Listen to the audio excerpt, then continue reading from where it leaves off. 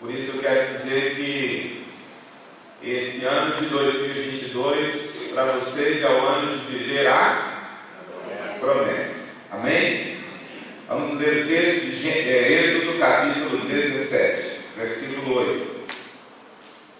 Sucedeu que os amalequitas vieram atacar os israelitas em Refidim. Então Moisés disse a Josué: escolha alguns dos nossos homens e lute contra os amalequitas. Amanhã tomarei posição. Fala comigo, posição.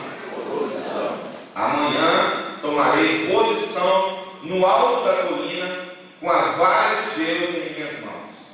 Josué foi então lutar contra os amalequitas conforme, fala comigo, conforme Moisés tinha ordenado.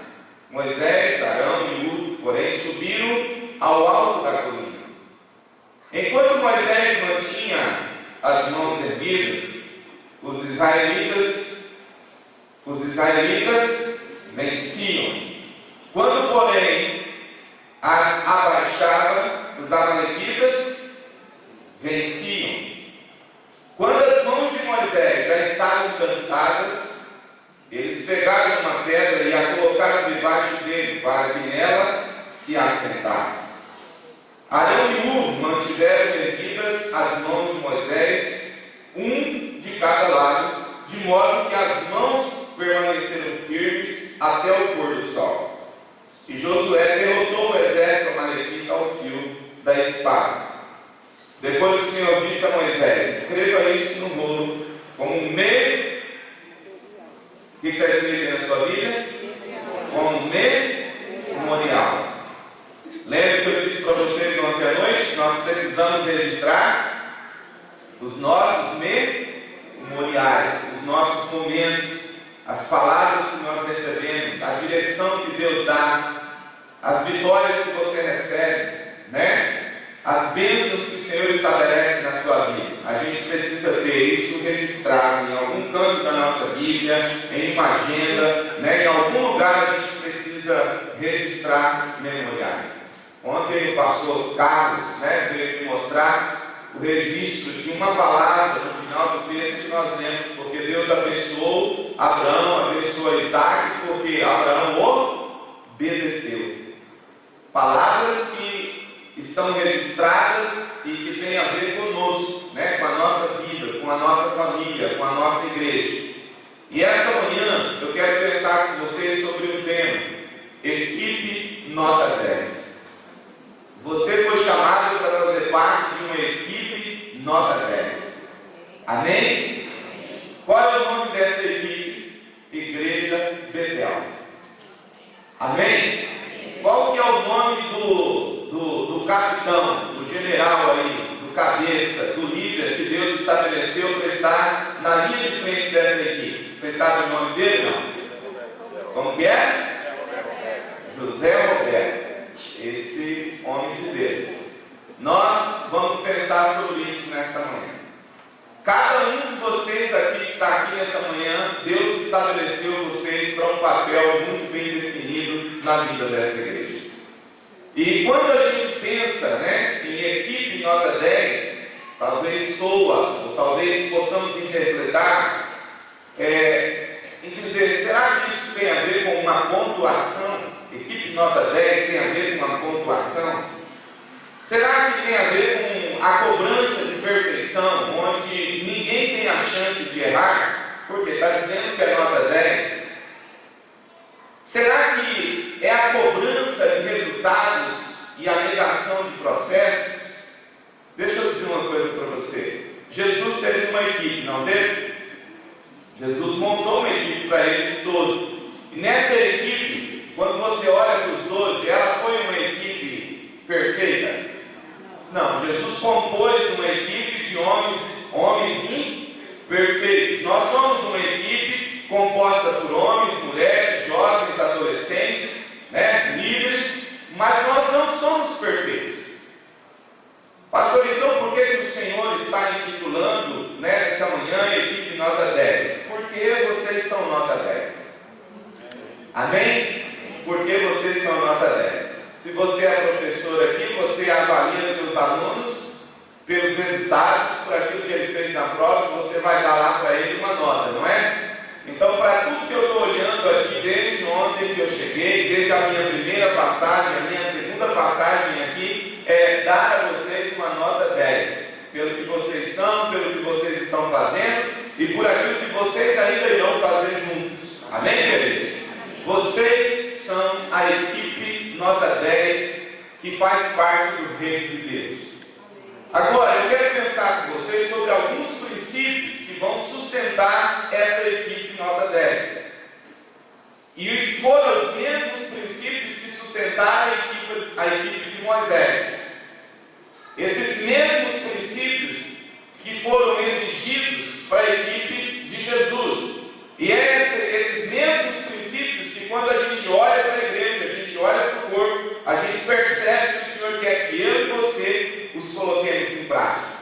Então, quando você lê o texto, você vai perceber que existem palavras que são conectadas ao texto e ao contexto, que são muito importantes para a nossa vida.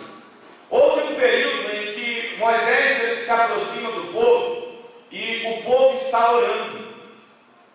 O povo está lá orando. E Deus se volta para Moisés e pergunta para ele assim: Moisés, o que esse povo está fazendo? Moisés diz assim: eles estão orando, Senhor. Diz: Moisés, vai lá e manda o povo marchar, porque agora não é hora de orar, agora é hora de marchar. Então você vai ler Eclesiastes capítulo 3, você vai perceber que há tempo para todas as coisas.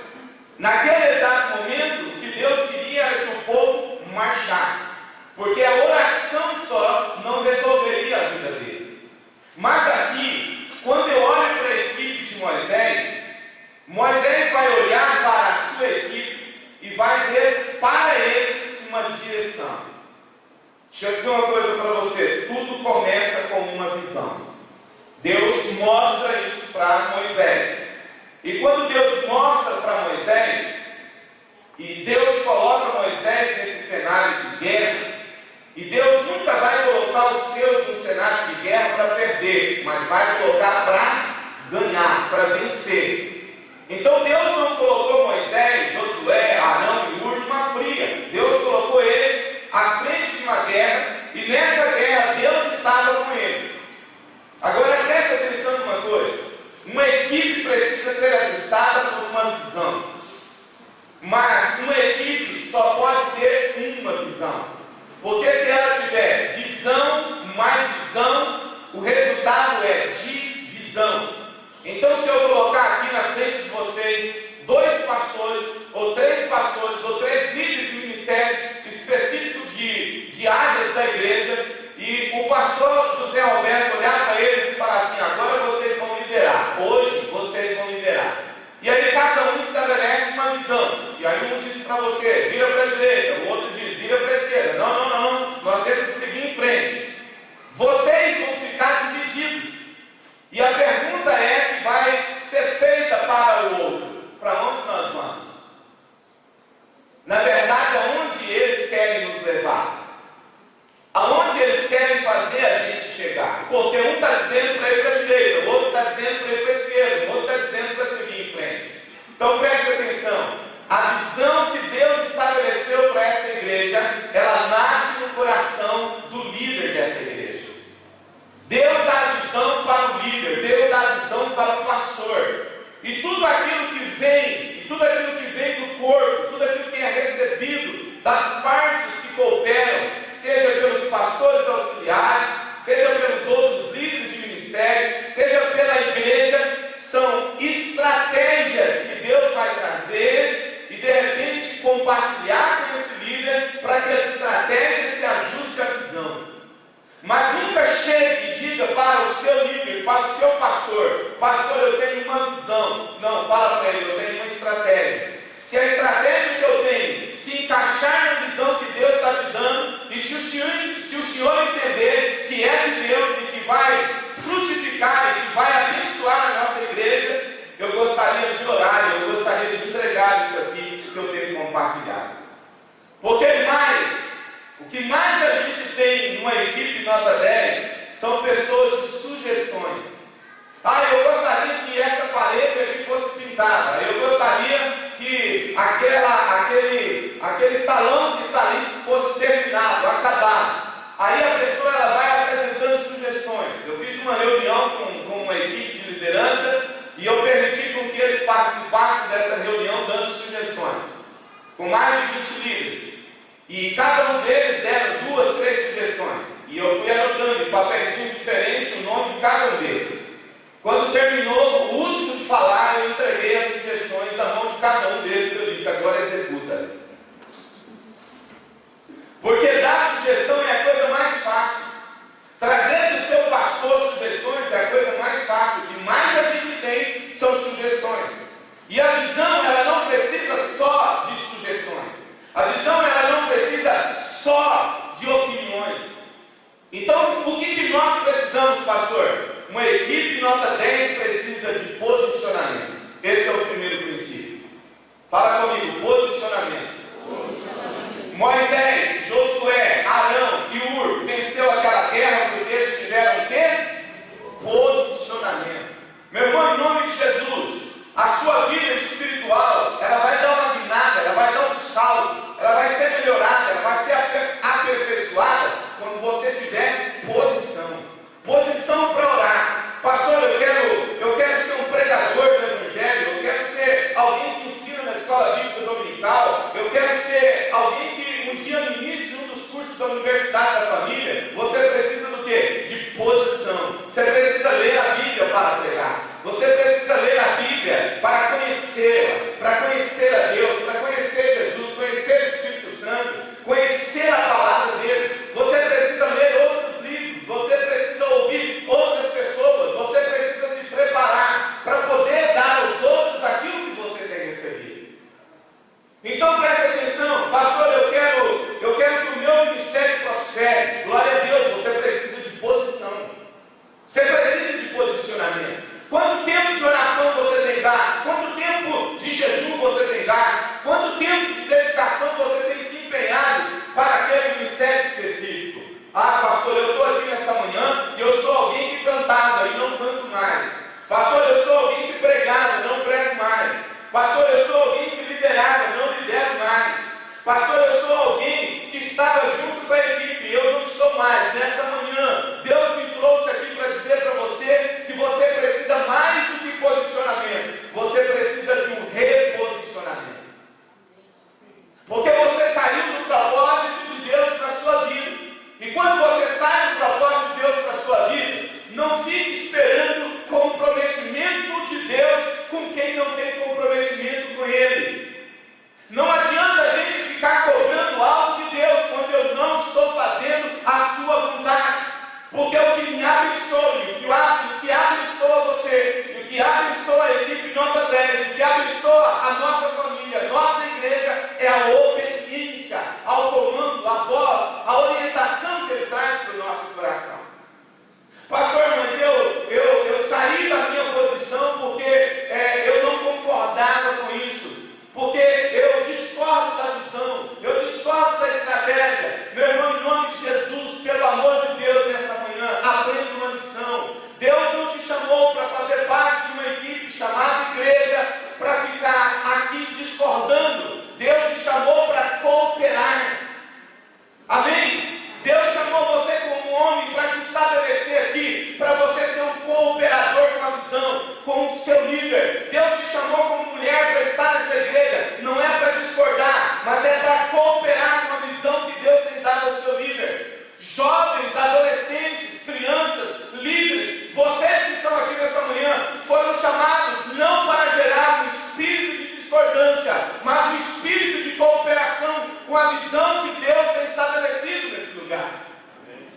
E quando nós nos posicionamos, irmãos, as coisas de fato acontecem.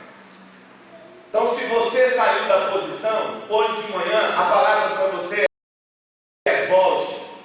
Quando terminar esse culto, arrependa-se pela sua decisão, por de repente ter saído da posição. Procure o seu líder, peça perdão para ele. Esse dia chegou um membro de uma outra igreja lá para se aconselhar comigo, e ele é membro de uma igreja batista na cidade, de uma filha da nossa igreja. E ele chegou e disse: pastor, eu fui me aconselhar com um apóstolo na cidade, e o apóstolo me disse que o meu ciclo lá na igreja acabou.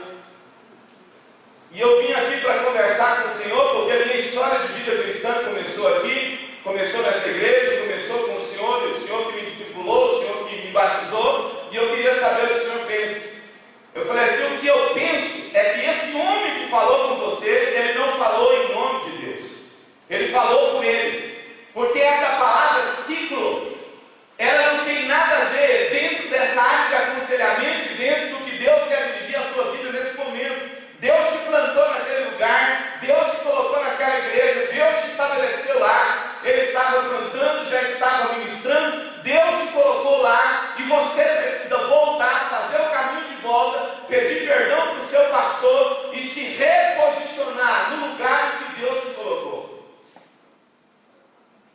E esses dias, eu vi no Facebook ele dirigindo o louvor da igreja, em um outro momento pregando a palavra, e eu disse para minha esposa: olha, voltou para a posição que Deus havia estabelecido. Mas agora, o que está acontecendo, e de forma mais forte nesses últimos 3 anos, é que lideranças de igreja estão estabelecendo assim, na cabeça de quem está meio em dúvida, incerto, se eu fico, se eu vou, para onde eu vou, ele estabelece uma palavra ciclo. Ó, eu estou saindo porque acabou o meu ciclo aqui. Você só vai sair daqui em nome de Jesus no dia que você morrer. Entenda isso em nome de Jesus. Deus te colocou aqui, você está certo disso? Está certo disso? Então diga glória a Deus. Foi Deus que te colocou aqui?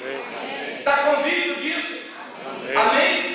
Então o que Deus ajuntou, não separe o homem. A mulher que você está casada, foi Deus que te deu? O marido que você tem, foi Deus que te deu? Os filhos que você tem, foram Deus que te deu? A igreja que você está estabelecido, foi Deus que te deu? Então não abra mão daquilo que Deus te deu. O que Deus uniu, não separe, não distancie o homem. Fica exatamente com o que Deus te deu. A sua esposa é uma bênção, seu marido é uma bênção, seus filhos é uma bênção, a sua igreja é uma bênção, o seu pastor é uma bênção. E abra os olhos para enxergar a grandeza daquilo que Deus te deu. Então nós precisamos de posicionamento. Não abra mão do lugar que Deus te colocou. Não queira fazer as coisas do seu jeito. Percebe-se que Josué fizeram exatamente aquilo que Moisés ordenara. Josué estava atento a uma voz, Josué estava atento a uma visão, Josué estava atento a um comando.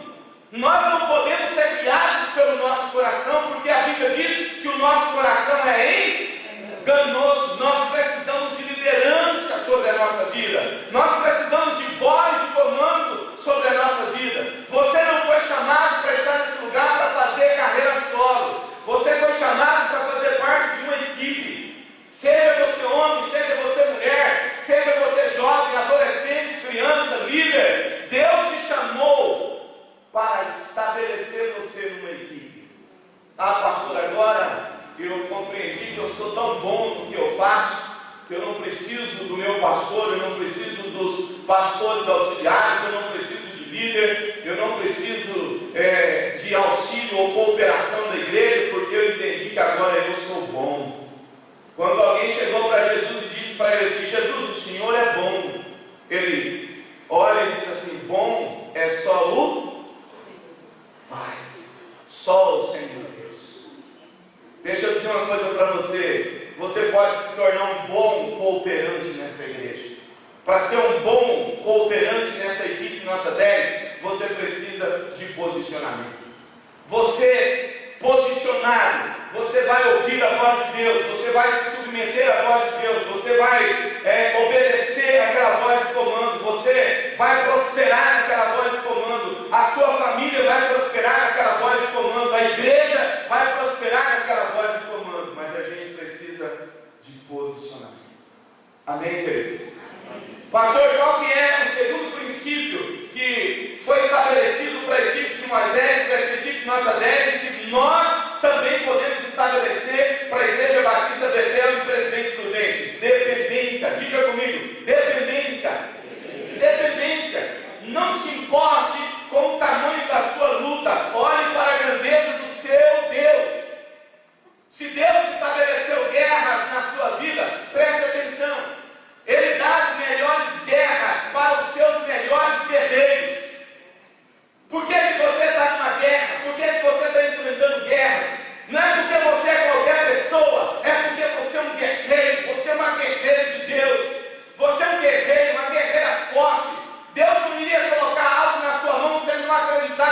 você tinha potencial e capacidade para fazer o que Ele quer que você faça. Deus não chamaria Moisés, Deus não chamaria Josué, Deus não chamaria Arão, Deus não chamaria Ú, se não acreditasse que eles, nele, posicionados nele, poderiam vencer os amalequitas. Por isso, em nome de Jesus, nessa manhã, vamos repreender toda dúvida na nossa mente, toda dúvida no nosso coração, toda dúvida na nossa alma, no nosso espírito, e vamos declarar dependência de Deus, dependência de Deus, porque a grandeza não está na guerra e na luta que nós estamos enfrentando, a grandeza está no nome do Senhor dos Exércitos. Davi vai enfrentar Golias, ele não vai em nome de espada, ele não vai sustentado pelo poderio de uma armadura, pelo nome de um rei, não, ele vai para a guerra em nome do Senhor dos Exércitos. Você vencerá suas guerras quando você declarar dependência de Deus, quando você colocar a sua cara no pó e falar para Ele: Senhor, eu posso ir, mas antes de ir eu quero declarar a minha dependência do Senhor. Senhor, eu quero pregar, mas antes de pregar eu quero declarar a minha dependência do Senhor. Senhor, eu quero louvar o Teu nome, mas antes de louvar eu quero declarar a minha dependência do Senhor. Senhor, eu quero cultuar o Senhor, eu quero trazer o meu culto santo, agradável, perfeito ao Senhor. Eu quero trazer, mas antes de entregar o meu culto, eu quero declarar a minha dependência ao Senhor. Meus queridos, em nome de Jesus, na sua casa, tenha um posicionamento, declare dependência de Deus para aquilo que você, nesse momento da sua vida, você está achando difícil.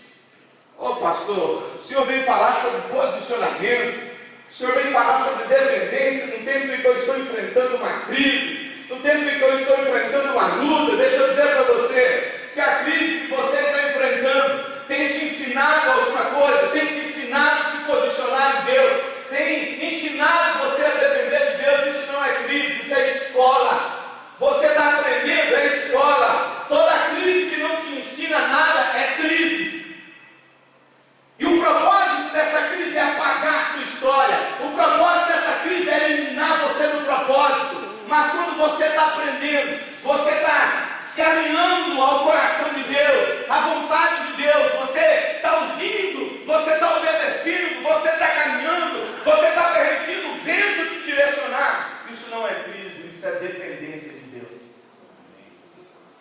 Deus não vai te dar nada, Deus não vai colocar nada na sua vida se Ele não entender que você tem capacidade, ou potencial, ou disposição para declarar a Ele a sua dependência.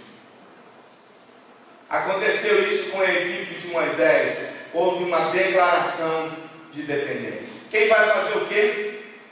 Quem vai fazer o quê? Josué, você vai para a linha de frente. Você vai batalhar na linha de frente. Eu vou subir ao monte. E depois que Moisés sobe ao monte, Arão e Hur sobem também para estar com Moisés. Josué vai lutar. Josué vai usar a espada. Moisés vai usar os joelhos. Moisés vai usar as mãos. Moisés vai usar o coração de intercessor que ele tinha para poder vencer aquela guerra. Arão e Hur vai usar o talento da cooperação. Eles pegam nas mãos de Moisés e erguem as mãos de Moisés. Pois a Bíblia diz que quando as mãos de Moisés estavam erguidas, os israelitas venciam. Quando as mãos de Moisés abaixavam, os amalequitas venciam. Veja que a mesma palavra, venciam, está para os israelitas, tanto quanto direcionada aos ismaelitas. E a vitória daquele povo dependia de quem? Dependia de uma equipe nota 10. A vitória dessa igreja, o sucesso dessa igreja, a prosperidade dessa igreja, o crescimento dessa igreja, o avançar dessa igreja, o fazer com que ela alcance o propósito de Deus, não está só nas mãos de um homem, em que você declara a sua independência e diz assim: deixa que ele faz, deixa que ele realiza. Não, está na ideia de você declarar a dependência de Deus e dizer: Senhor, eu estou aqui como um cooperante. Aonde é que o Senhor quer que eu me posicione? É como intercessor, então eu vou ser intercessor. É para batalhar, ter espada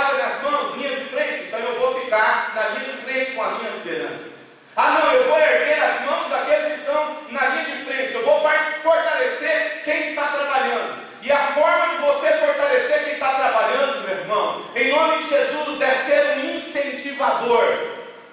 Porque esse espírito de crítica construtiva não cabe no papel do cooperador, não cabe no papel da igreja. Você não foi levantado para dar ou estabelecer crítica, seja ela num ângulo ou numa visão de crítica construtiva ou desconstrutiva. Não.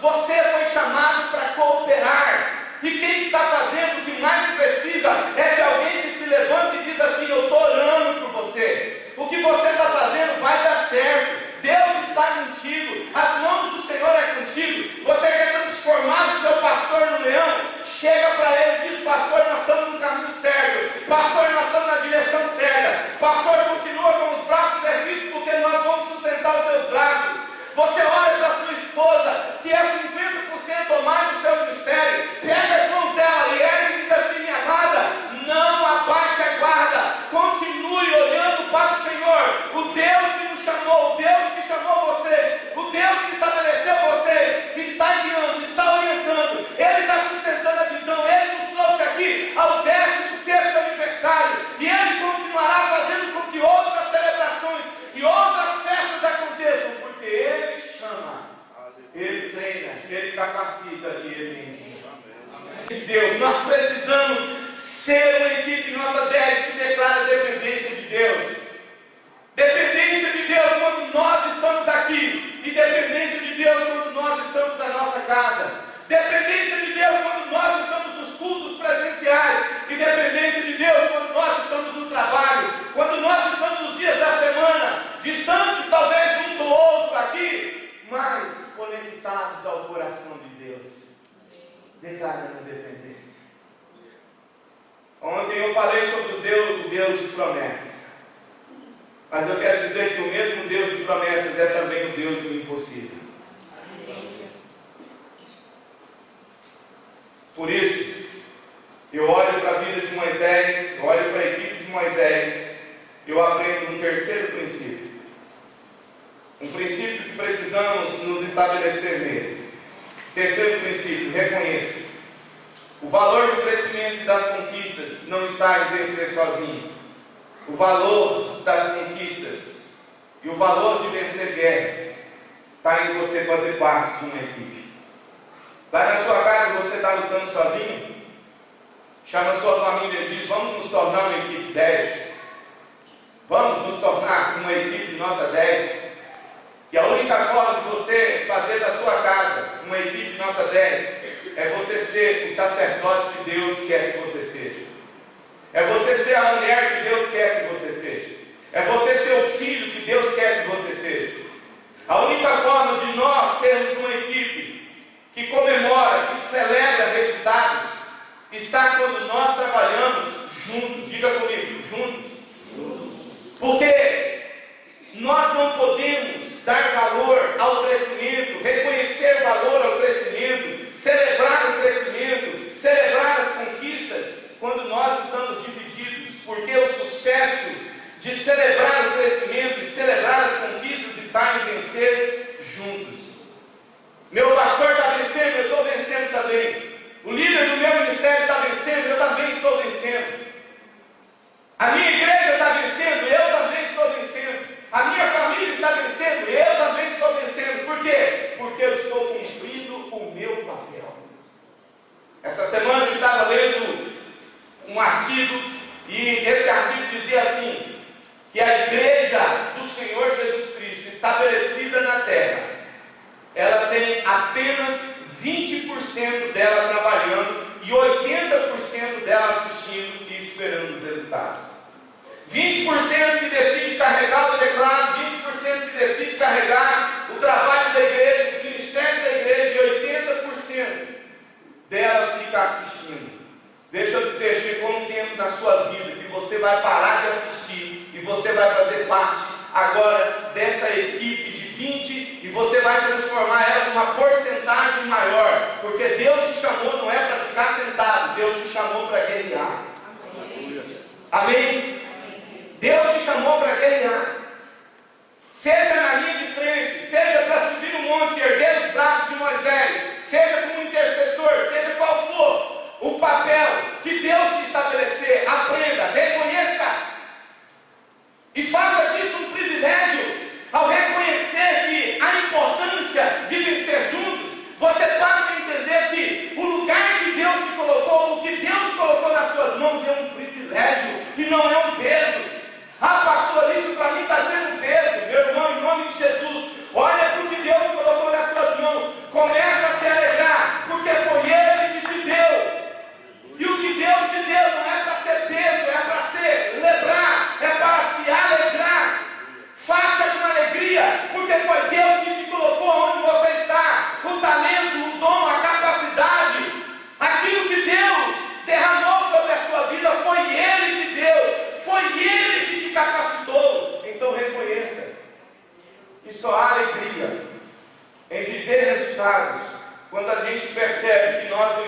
trabalhando sozinhos, que nós estamos trabalhando com uma equipe chamada Nova Lex.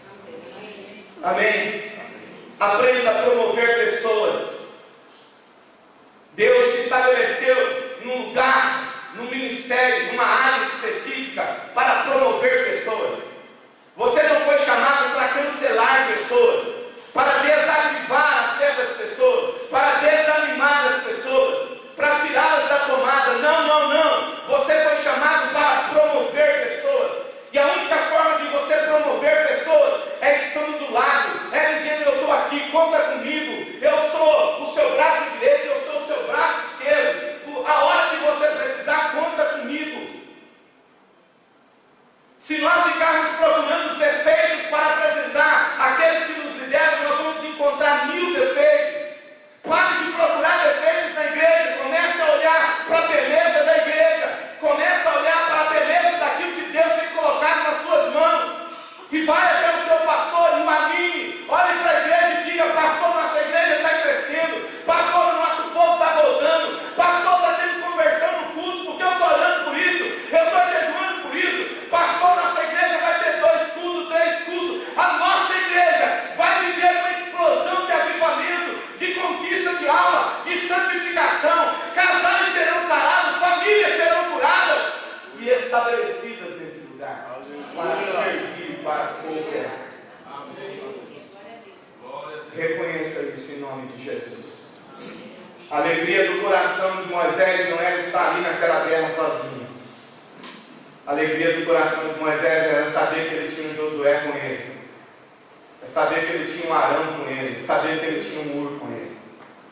Você tem que se alegrar, meu irmão, porque você tem um pastor, aliás, uma equipe de pastores maravilhosos junto com o seu pastor. Eu pregava na igreja de São Paulo agora recentemente, e conversando com um irmão em uma só associação, na capital de São Paulo, uma só associação, de 34 igrejas, 16 igrejas estão sem pastores. Só uma associação. Pastores que voltaram para a sua cidade de origem nesses 3 anos, pastores que deixaram seus ministérios, que aposentaram, outros que a Covid levou, igrejas que estão há 2, 3 anos sem pastor. E vocês são privilegiados, porque você tem um pastor líder, e vocês têm outros pastores e outra liderança aqui nessa igreja. E deixa eu dizer que igreja é privilegiada. Porque ter 1 é bom, 2 é bom, 3 é, 4 é, 5 é, parece que 6 é. E ó, de repente pode terminar os dedos da minha mão, porque Deus vai dar muito mais gente para vocês. E gente boa. Porque liderança boa é aquela que trabalha na visão do seu líder. E eu vejo que os pastores, os líderes que Deus tem levantado, não estão caminhando na sua visão, mas na visão que Deus tem colocado no coração do seu líder. E assim dá certo. Assim funciona. O dia que você, de repente, como pastor, está aqui, receber uma visão de Deus, e você entende que é uma visão de Deus, chegou o momento de você chegar para o seu pastor e dizer: agora eu preciso de um rebanho para mim. Agora eu preciso de um rebanho. Agora eu tenho que pastorear na igreja. Outro dia chegou um pastor lá e disse que ele tinha um chamado para ser pastor presidente. E ele estava lá conflitando com o pastor da igreja, com a visão da igreja, se desgastando a igreja, desgastando o líder. E ele chegou e disse: pastor, eu não sei aonde está esse negócio, mas eu tenho um chamado para ser pastor presidente. Falei: então você precisa de um rebanho. Se você tem uma visão, você vai conflitar com a visão que Deus tem dado ao seu líder, e vai conflitar com a igreja, vai dividir o rebanho, vai gerar dúvidas no coração do rebanho, e essa não é a vontade de Deus. E ele fez exatamente como você, abriu um trabalho, e a igreja dele em Votuporanga está rompendo isso. Por quê? Todo pastor, ele tem um chamado, ou é para estar na linha de frente, ou é para ser um auxiliar. Tem pastor que é muito bom, e eu vou dizer uma coisa para vocês, tem pastor que é excelente para ser auxiliar. E Deus o chamou para aquela posição, e ele tem pastor, o presidente da igreja, às vezes não consigo fazer muita coisa que um auxiliar faz. Ele tem importâncias, assim, significativas para o ministério de um líder de igreja. Porque às vezes aonde não chega a mão do pastor da igreja, chega a mão deles. Chega o dom deles, chega o chamado deles, chega a unção deles, chega a graça deles, chega a alegria deles. E quando os pastores trabalham assim, os líderes trabalham assim, o maior desejo de Deus é fazer a obra crescer. Amém. Aqui não tem equipe 2, equipe 3, equipe 4. Aqui nós temos uma equipe liderada por um líder e auxiliada por outros.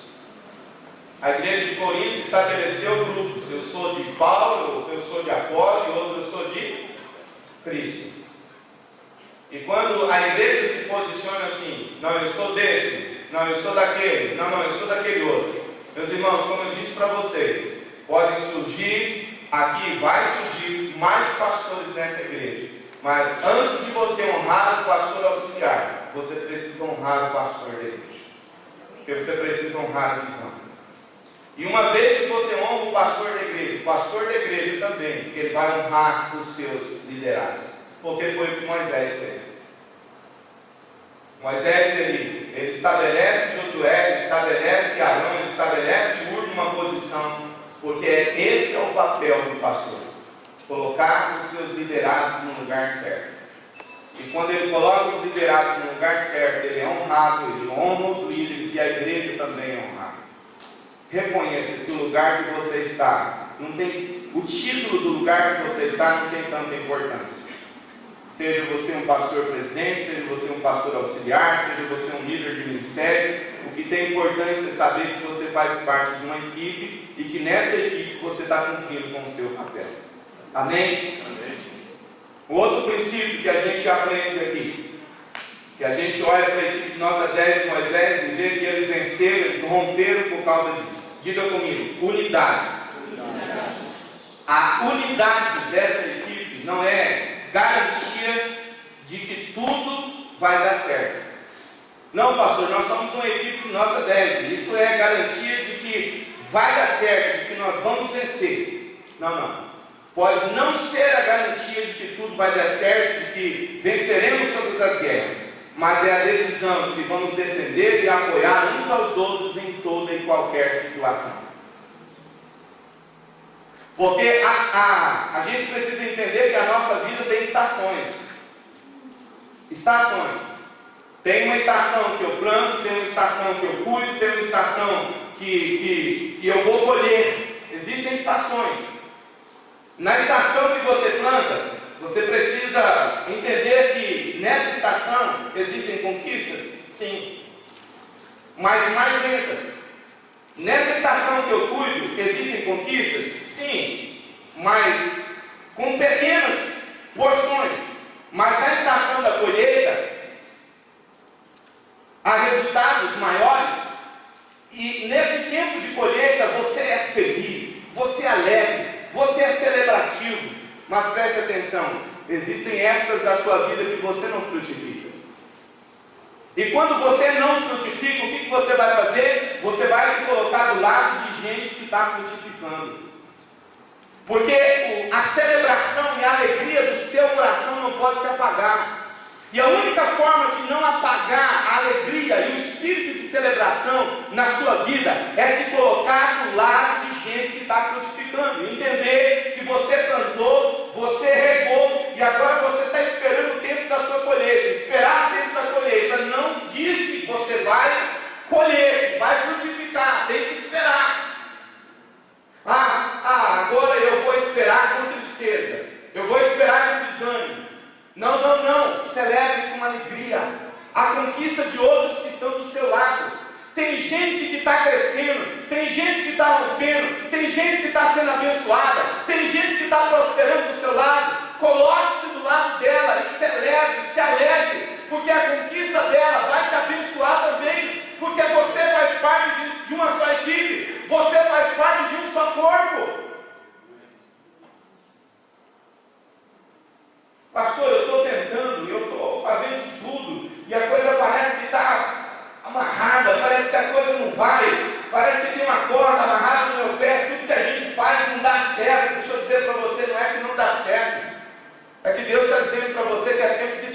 tempo de amadurecimento. Vai chegar a hora da colheita. Só tenha calma, para você não ficar murmurando, para você não ficar reclamando, para você não se dispor, para você não gerar um espírito de divisão onde você está, porque o espírito da unidade é a garantia de que nós vamos vencer. Moisés quis ensinar isso a Josué: você vai lutar, mas eu vou me colocar numa posição lá no monte para orar, para interceder. Fica certo de uma coisa: nessa guerra você não está sozinho. Por isso a Bíblia diz: alegrai-vos com os que se alegram e chorai com os que choram. O corpo precisa funcionar unido. E a união de pessoas no mesmo lugar não quer dizer que nós estamos unidos. Num campo de futebol, 5, 10, 15 mil pessoas se reúnem no mesmo lugar, torcendo para times diferentes. E a igreja precisa ser uma só equipe, lavada e remida pelo sangue de Jesus, caminhando numa só visão para glorificar a Deus. Amar pessoas, cuidar de pessoas, promover pessoas, se alegrar de pessoas, consolar pessoas, porque esse é o nosso papel. Unidade. Um outro princípio que Moisés estabelece para que a sua equipe fosse vencedora e vencesse aquela guerra, diga comigo em voz bem alta: perseverança. Perseverança. Ei, deixa eu dizer uma coisa para você. Talvez você está dizendo assim: pastor, eu estou cansado, eu estou envolvido em várias atividades pessoais, familiar, ministerial, e eu estou num tempo que eu estou muito cansado. Deixa eu dizer para você nessa manhã: você tem o direito de descansar. Moisés estava cansado? O que vocês acham? Alguém pode se habilitar e ficar aqui, exatamente aqui do meu lado, com as mãos erguidas até o culto começar à noite, mas você não pode baixar? Alguém se habilita em fazer isso? Ficar com as mãos erguidas até começar o culto às 19 horas? A gente vai chegar aqui, de repente a gente pega ele de joelho, e de repente a gente vai encontrar ele com as mãos no chão. Você tem o direito de descansar, mas o dever de continuar e não parar nunca. O que Arão e Ur subiu no monte foi dizer exatamente isso para Moisés: seus braços estão cansados, seu corpo está cansado, mas nós estamos aqui para trazer renovo, nós estamos aqui para te fortalecer, nós estamos aqui para gerar ânimo em você, porque você é importante, Moisés, nessa guerra. Deixa eu dizer para você, meu irmão, nessa equipe chamada Nota 10, nessa equipe chamada Igreja Batista Betel, você tem um papel importante aqui. Amém? Um papel muito importante, que precisa que você persevere nele. Você tem que perseverar. Vai existir momentos em que você tem o direito de descansar, mas você tem o dever de continuar e não parar nunca. Não baixe a guarda do seu chamado, não baixe a guarda do seu ministério. Tem muita gente dependendo disso para poder continuar. Um povo dependia para que Josué continuasse, um povo dependia para que Moisés continuasse, um povo dependia de que Arão e Ur continuassem.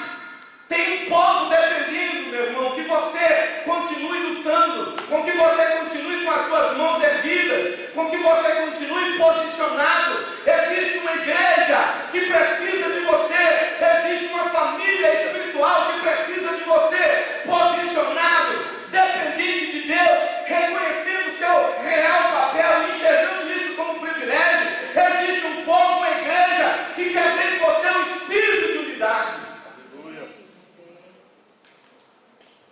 Quando a gente namora, a gente quer ficar perto da namorada. Depois que fica noivo, hein, Lucas? A gente quer ficar mais perto.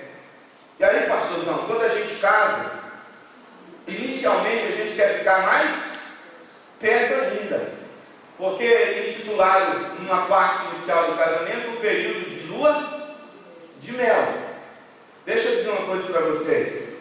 Eu me posicionei, eu tenho declarado dependência de Deus todos os dias, Eu tenho reconhecido que o meu papel ministerialmente está em valorizar as pessoas que Deus colocou ao meu lado. Eu tenho trabalhado com um coração onde há um espírito de unidade. Eu estou casado há 23 anos e Deus ainda não tirou a lua de mel. Aleluia. Hoje eu sou alguém estabelecido no casamento em que eu posso olhar para minha esposa e dizer para ela assim: eu te amo mais hoje do que há 23 anos atrás. Aleluia. Você não pode ter um amor desgastado, mas você tem que ter um amor renovado. O amor a Deus, renovado. O amor à sua família, renovado. O amor à sua igreja, renovado. Porque o que vai fazer junto aos relacionamentos, à comunhão, você permanecer aonde Deus te estabeleceu, é o seu amor renovado. Paixão é um negócio que passa rápido, mas você tem que amar. Você precisa amar a sua igreja. Quando você for falar da sua igreja para a sua família, fale do que ela tem de bom. Não almoce o seu pastor, não jante o seu pastor. Não jante, não almoce os líderes da sua igreja, falando negativamente na mesa sobre eles. Aí você chega para o pastor de jovens e diz assim: meu filho não quer vir na igreja. Meu filho está com dificuldade para permanecer na igreja. E aí você vai descobrir que a conversa na mesa é o almoço da liderança da igreja. E aquela criança está indisposta com a liderança da igreja. Por quê? Porque você falou mal do pastor. E deixa eu dizer uma coisa para você: tem criança que é sincera, hein? Você se lembra daquela que o pai estava falando mal do pastor na mesa, falando, chegou à noite na igreja, o pastor foi em direção a ele, abraçou: ô pastorzão, meu amigo, meu companheiro, e o menino puxou a cabeça e falou: pai, mas não é ele que o senhor estava falando mal na hora do almoço? Cuidado, porque criança tem dom da revelação aí, do revelamento. Fale do que a sua igreja tem de bom, fale da sua liderança. Quando você se dirigir a essas figuras de autoridade, fale o que elas têm de bom. Fala: Deus estabeleceu uma liderança sobre a nossa família, nós somos privilegiados. Deus estabeleceu uma liderança sobre a nossa igreja, nós somos privilegiados. E olha, meu filho, vem cá, eu vou te ensinar o que é unidade. Unidade é pôr a mão na massa. Porque antigamente nós colocávamos a mão na massa. E hoje nós estamos falando para essa geração assim: não se envolva.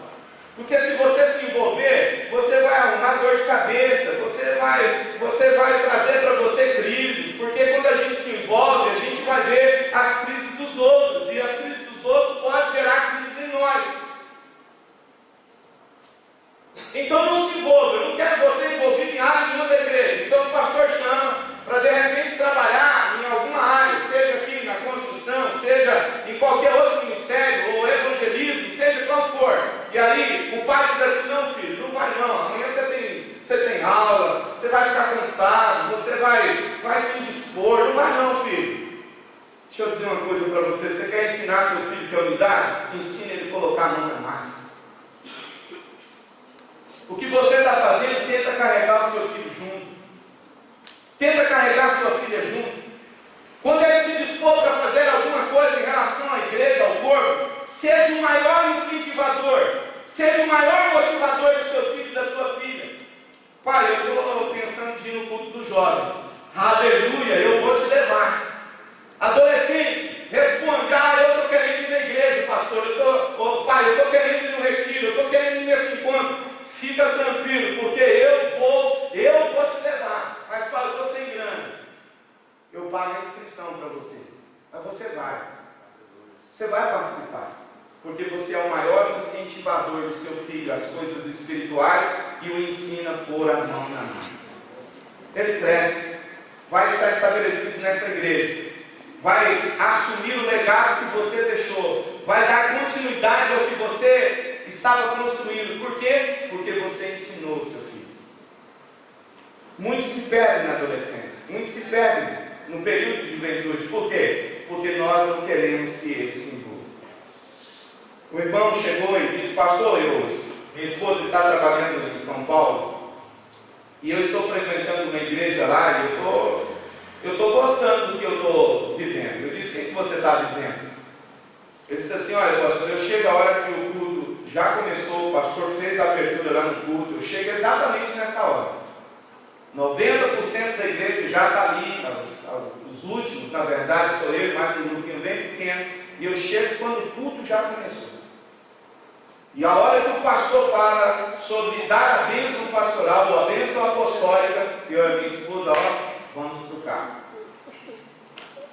Na segunda-feira eu pego o ônibus, volto para a minha cidade, minha esposa vai para a faculdade, vai estudar, e assim é a nossa rotina.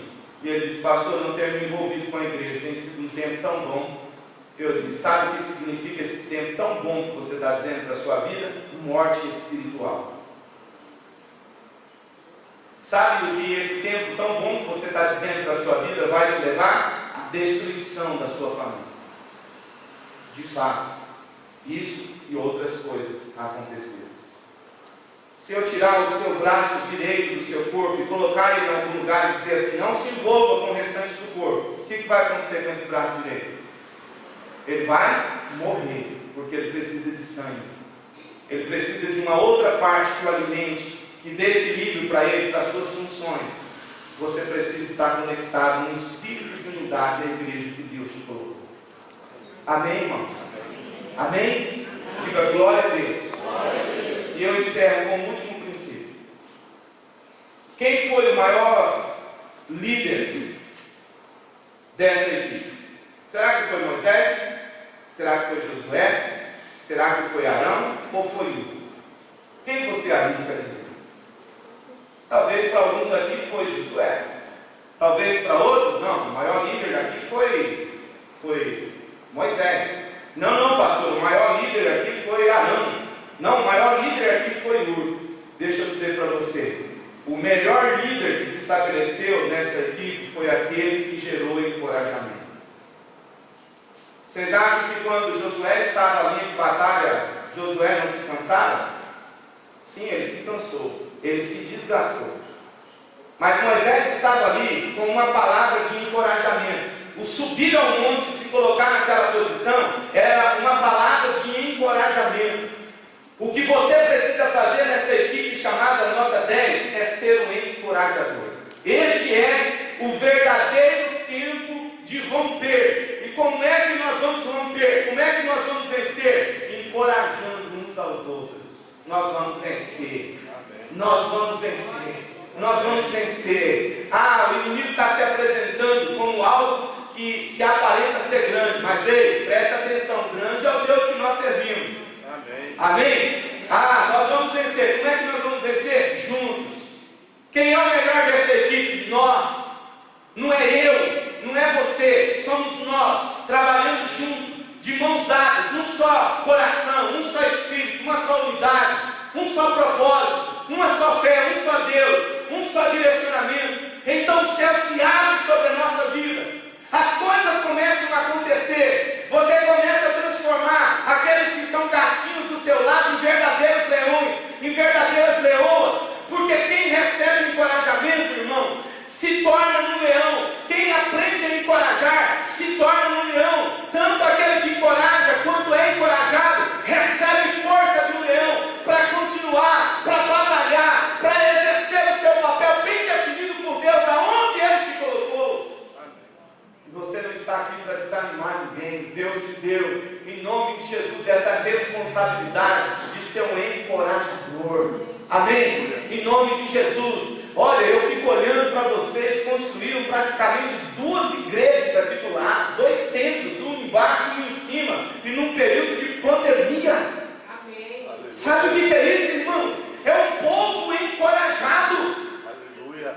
São lideranças encorajadas, posicionadas, num Deus que é dono do ouro e da prata, e que cuida da igreja dele nos períodos mais difíceis que a gente atravessa.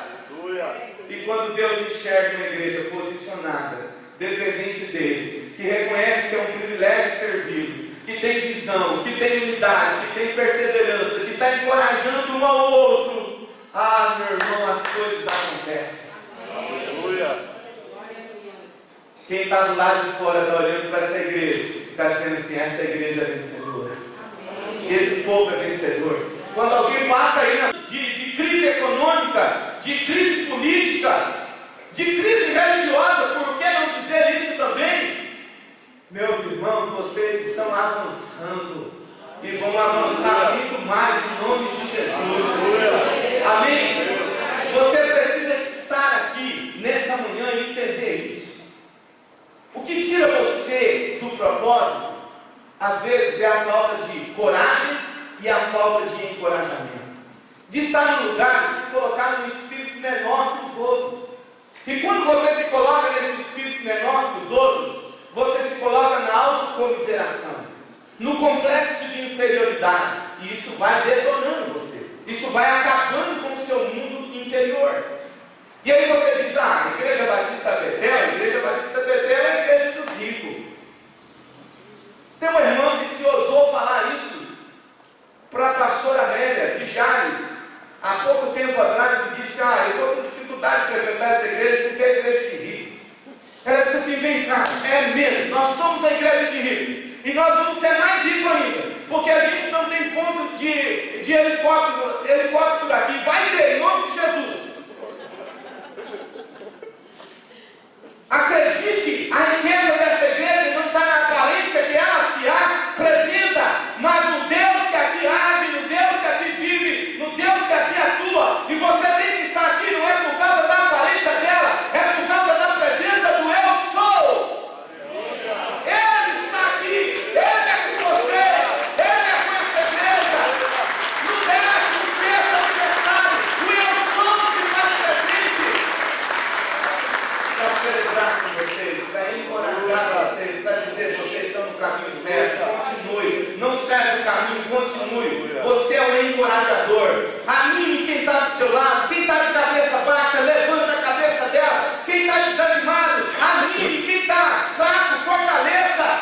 Quem quer desistir, ajuda a perseverar, porque esse é o nosso papel como igreja.